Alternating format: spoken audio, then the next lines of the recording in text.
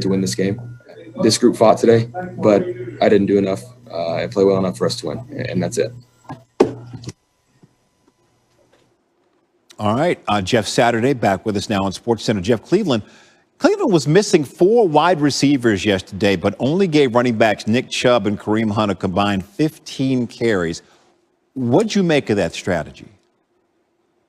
Yeah, I am not a fan of the strategy, right? And I understand, Stefanski and everybody's going to tell you, well, they're going to load up the box and try to stop Chubb and Hunt because they know we don't have receivers. So, we're going to try to take advantage of matchups. But at the end of the day, you want your best players with the ball in their hand. And that is not what they did yesterday, right? When you don't allow Nick Chubb to get totes, and I don't care if there's 8 guys in the box. I don't care, what it looks like. When you put the ball in his hand, he has take it the distance capability, but I felt they never found rhythm, right? And it put Mayfield in a bad situation. And he's 100% correct, Jay. You can't fumble the ball. You can't get strip sacked. You can't give the ball up. All of those things are true.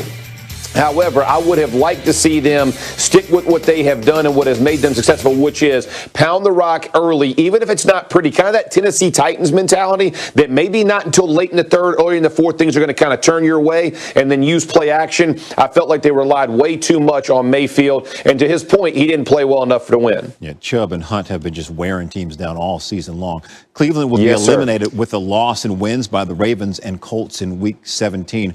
Jeff Saturday, stand by. Don't go anywhere. We have breaking news here on SportsCenter coming out of Washington, where the Washington football team is releasing quarterback Dwayne Haskins after a series of on-field and off-field issues. That, according to what sources are telling ESPN. Former first-round pick, actually selected 15th overall in the 2019 draft. He was benched in the fourth quarter of Sunday's loss at home to the Panthers. And Ron Rivera saying earlier today that Taylor Heineke would start next week if regular starter Alex Smith is not healthy. So Dwayne Haskins demoted on the depth chart, seemingly at the behest of Ron Rivera. And now news coming out of Washington that Dwayne Haskins will be released. Let's bring back Jeff Saturday for more on this. And Jeff, you see this sort of dizzying spiral here of a guy who was selected 15th overall in 2019, given an opportunity on the field. There were some off-field issues as well recently. And now this move. What's your reaction to how quickly this has come together? Yeah, Ron Rivera's not messing around, man. I mean, listen, when you talk about performance on the field, that's one issue. When you talk about distractions off the field, and then you pair that with the type of performance he put on Sunday, Ron Rivera's just he's going to move on, and he's kind of got that old school mentality, man. He is a players first coach.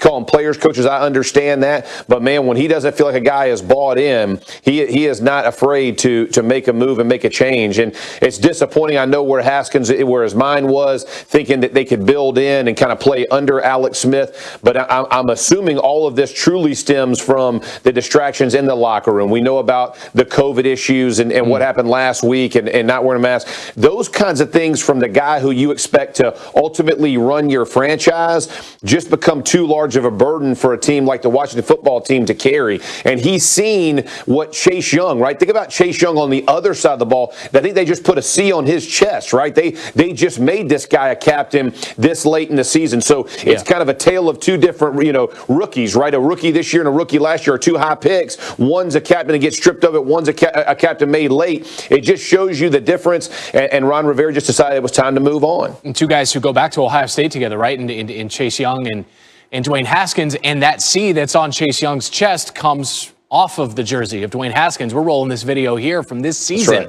From this season of Dwayne Haskins with that captaincy, and that was stripped and now is seemingly on his way out of Washington after this news that he's going to be released. I want to ask you about distractions off the field for Haskins, not from Haskins, but for him. Given the locker rooms you've been around, when you see a guy who's drafted to his hometown, I mean, this is where he played his high school ball before going to Ohio State. How difficult can that be for someone that young with that much responsibility, but also with that much going on around him in an area that he knows so well? Yeah, it's professional football for a reason, right, Randy? Like you have to learn to build, have insulators, right, where you can't be gotten to unless it's on your terms and in the best case scenarios. I mean, listen, I can remember Peyton Manning, and he didn't leave Indy, right? I mean, he stayed tight knit. He could have easily went back to Tennessee or Louisiana, New Orleans, you name it, right? He could have went anywhere. But what did he decide to do? He decided to build relationship with his teammates. Aaron Rodgers is no different in Green Bay. I mean, these guys understand what team development truly looks like. There can't be a lot of outside voices, Randy, and it's disappointing when you see a young kid make these type of mistakes because he was given opportunities and then given more opportunities. And so I'm hoping that he learns from this. If somebody else gives him an opportunity or a chance, that he learns, listen, there's some things that you can't deal with when you're trying to play professional football. It is a full-time job. You're raising, you're getting up early and going to bed late, focusing and studying on one thing in particular. He just hadn't learned that quite yet. All right, that's Jeff Saturday with the insight here is, again, the news out of Washington. Dwayne Haskins set to be released by the Washington football team. Thank you, Jeff. Against the Colts to win 28-24, clinching the AFC North title for the first time since 2017 and their 7th under head coach Mike Tomlin. Ryan, you have been down on the Steelers, and understandably so, but what is your confidence level now in the team after what you saw from them yesterday? I mean, Charlie, why'd you have to put it like that? Why couldn't I just be asked the questions without bringing up the fact that I've been down on it? I like to preface things. I like to give some background information. I know it could have been like, RC, how do you feel? Go. I think, obviously, expectations. I said understandably so. I backed you up. I think, expectations are obviously the largest leaders of disappointment. Right? When you have expectations and you think a team is a certain thing or you think someone's a certain thing and then they let you down, now you're disappointed. Well, I have been disappointed the last 3 weeks. And so now I was kind of at the point I got to with Birdman when he was rapping with Cash Money. I always expected Birdman's verse to ruin the song. Like you could go Wheezy first and then you could have Drake. But so what they started to do was put Birdman in the middle of both of them. So you wanted to listen to Wheezy first or Drake first, and then you wanted to listen to one of them at the end. So you just got through it. That's kind of where I am with the Pittsburgh Steelers. I didn't expect this team to be able to win a playoff game. I'm gonna be honest. I didn't expect this team. Are you asking what happened to those boys? I am. Right. Now, rub my head, and the clips are there. Absolutely. Try to throw in a reference I like there. That, Charlie. And so now, you see this team and you have a great second half and you protect Ben Roethlisberger. And now you actually start to push the ball down the field. But here comes my confusion. Who was that? Was that Randy Fichtner plan? Did he now understand that you got to protect Ben Roethlisberger and we have to try to push the ball downfield instead of this kind of dink and dunk, hit the short pass, get yards after the catch? Or was that Ben Roethlisberger? Was that Ben saying, you know what, I'm running the offense now. They sped the pace up. They got out of the huddle quicker. They did some no huddle. They did some hurrying up to the line, and that helped this team. And then defensively, you saw what happens when you make Phillip Rivers play quarterback. He doesn't always quarterback the best he can. So I do feel better than I felt last week, where I felt like this team had no opportunity to beat a playoff caliber or playoff level team. But I'm not in the same place I was when I thought that they were the largest threat to the Kansas City Chiefs, when I thought that Ben Roethlisberger could stand across the field for Patrick Mahomes and go toe-to-toe, or that this defense could get in Patrick Mahomes' face enough to cause him enough confusion to make him have enough problems where this team could win. And so where you are encouraged that they had a good second half, you don't feel any differently about their chances to win the Super Bowl. And when you play for Pittsburgh, that's the bottom line. And today, they haven't met that standard.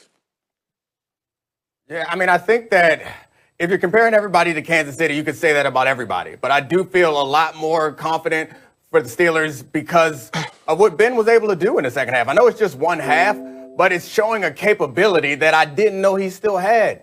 Like, he was awesome in passes for more than 10 yards down the field, and very impressive in passes for more than 20 yards down the field. That's stuff that I thought was no longer in his game, and that's stuff you're going to need. And it was in a situation while you're down 17 points, I think, at one point, so the defense knows you're going to have to throw the ball, and he is completing those passes with confidence. It's something that I thought was out of their game. They're going to have to be able to do that, and no one's going to out-defense the Chiefs. Like, that's not how you're going to win. You're not going to win by shutting down the Chiefs, even though we saw the Cardinals seem to do it recently. If your game plan is we're going to stop Patrick Mahomes, you're going to lose. Your game plan needs to be that we're going to score with them and try to slow them down and create some mistakes. And I think that the Steelers have enough personnel. If that second half wasn't just an aberration, maybe Ben was saving it. He just been saving it all year. Like, I'm not going to waste this arm in the regular season. I'm going to save it until I get my big moment, and they need to see it. And now they see it because it seemed like it's something that he could do. It just, he hasn't done it yet. I mean, you think back early on in the season, right? You go back to the Philadelphia game, kind of when we started to see Chase Claypool break out, and we thought all to ourselves, oh, my goodness, this might be the best rookie wide receiver that was drafted. We saw some of those things from Ben during that time, and then they kind of hit this lull probably after the Baltimore Ravens games where we didn't see that same type of offense. Right. And now when you lose a Bud Dupree, when you lose a Devin Bush on defense, obviously you get Vince Williams back. We got to see the second half, some pressure up front. You saw the turnover by Mike Hilton. All of those things were kind of reminiscent of how they were winning games early on this season. But even when they were doing that, there was always that question in your mind, what kind of happens when the bottom falls out of this team? You know, and we saw that against the Washington football team in the second half. We saw that against Buffalo, and we saw that against Cincinnati. I think they have to play all of their guys and truly try to win this game against the Cleveland Browns, even though they clinched the division, because it's important that they keep this thing rolling. Right. I think to bring back to your New Orleans analogy, I think the game changed on them. And just like the game changed on Birdman. And I love New Orleans, and New Orleans has some great rappers. But at one point, let's be honest, at one point, what Birdman was putting out there was acceptable New Orleans rap lyric content. And then the game changed. Weezy and Outkast and other down south rappers came with some real lyrics. Then you had to step it up. So Ben's in the same situation. That short stuff ain't gonna work in the playoffs. The game has changed. People really spitting now. You can't just say exactly what you're gonna do. We need some metaphors or something. Give me something. I mean,